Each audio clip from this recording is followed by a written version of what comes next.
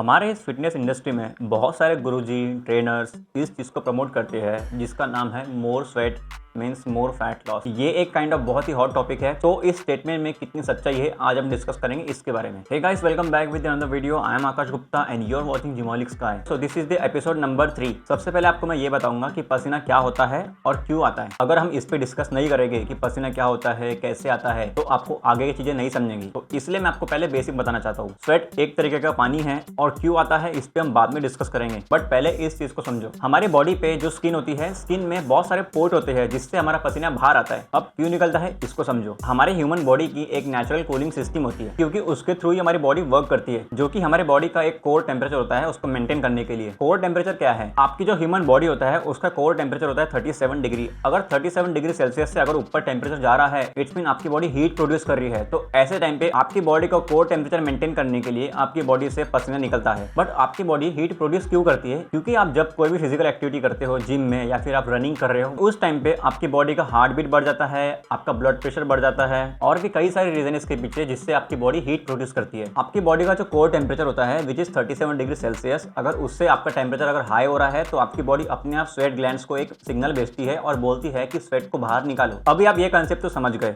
लेकिन अब करेंगे मुद्दे की बात। क्या स्वेट लॉस का डायरेक्ट कनेक्शन है फैट लॉस से? अगर एक लाइन में आंसर दूं तो बिल्कुल कोई कनेक्शन नहीं है। There is no connection between sweat loss and fat loss. Gym में आपको कई ऐसे नमूने दिखेंगे जो रेनकोट पहन के वर्कआउट करते हैं, 3-4 कपड़े पहन के वर्कआउट करते हैं, हुडी जैकेट वगैरह पहन के वर्कआउट करते हैं, क्योंकि उनको ऐसा लगता है कि sweat loss means fat loss. उनको ऐसा लगता है कि हमारा तो पसीना निकल ही नहीं रहा है तो हमारा फैट लॉस नहीं होगा। मेरे भी जिम में बहुत सारे नमूने हैं और शायद आपके भी जिम में होंगे। सबसे पहले आपको मैं एक चीज पूछना चाहूंगा, क्या स्वेटिंग आपको सिर्फ जिम में ही होती है और कहीं नहीं होती? अगर आप नॉर्मल खड़े हो तो भी आपको स्वेटिंग होगी।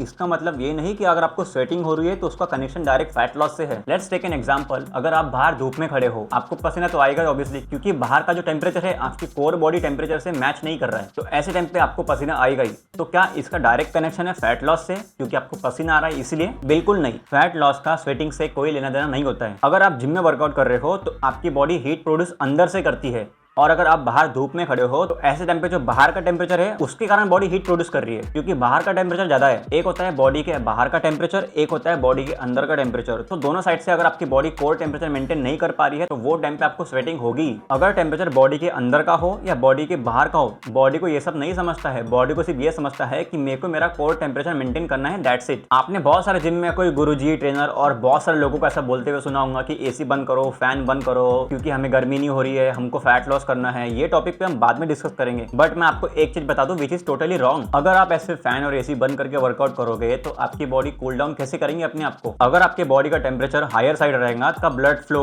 आपका हार्ट बीट बहुत फास्ट होता है, ऐसे टाइम पे आपको कूल डाउन करना ही पड़ेगा अपनी बॉडी को। अगर आप उसको कूल डाउन नहीं करते हो तो आपको हीट स्ट्रोक हो सकता है, और ये आपकी बॉडी के लिए एक नेगेटिव चीज है। स्किन पे से अगर हवा पास होती है तो वो एक कूलिंग सिस्टम की तरह वर्क करता है, जो कि बॉडी की एक नेचुरल कूलिंग सिस्टम है। तो इसमें तो कोई स्वेट लॉस का फैट लॉस से कनेक्शन ही नहीं है। आप खुद कमेंट करके बताओ कि स्वेट लॉस का फैट लॉस से कनेक्शन है। और गाइस, बहुत सारे साइंटिफिक रिसर्च ने ये प्रूव किया है कि स्वेट लॉस का फैट लॉस से कोई लेना देना है ही नहीं। हमारा वीडियो यही तक था, लेकिन मैं आपको एक चीज बताना भूल गया। अगर आप स्वेट लॉस करते हो तो स्वेट लॉस के दौरान आपकी बॉडी से वाटर, सॉल्ट एंड इलेक्ट्रोलाइट्स तीनों चीजें लॉस होती है। तो इस पे मैंने एक डेडिकेटेड वीडियो बनाया है जो कि आप बिल्कुल देख सकते हो, क्योंकि बहुत ज्यादा इंपॉर्टेंट है। अगर आप वो वीडियो देखना चाहते हो तो लेफ्ट वाली वीडियो देखो। अगर आप कंप्लीट प्लेलिस्ट देखना चाहते हो तो इसके कंप्लीट एपिसोड की प्लेलिस्ट मैंने यहाँ पे ऐड कर दिया है और नीचे लिंक ऐड कर दिया है, आप एक बार चेकआउट कर लेना। और प्लीज गाइस, जितना हो सके इस वीडियो को शेयर करो ताकि हम ये जो काइंड ऑफ मिथ चल रहा है हमारी फिटनेस इंडस्ट्री में, इसको दूर कर पाए। अब हम मिलेंगे सीधे एपिसोड नंबर 4 में। Till then bye, take care, stay fit, stay healthy and thanks for watching.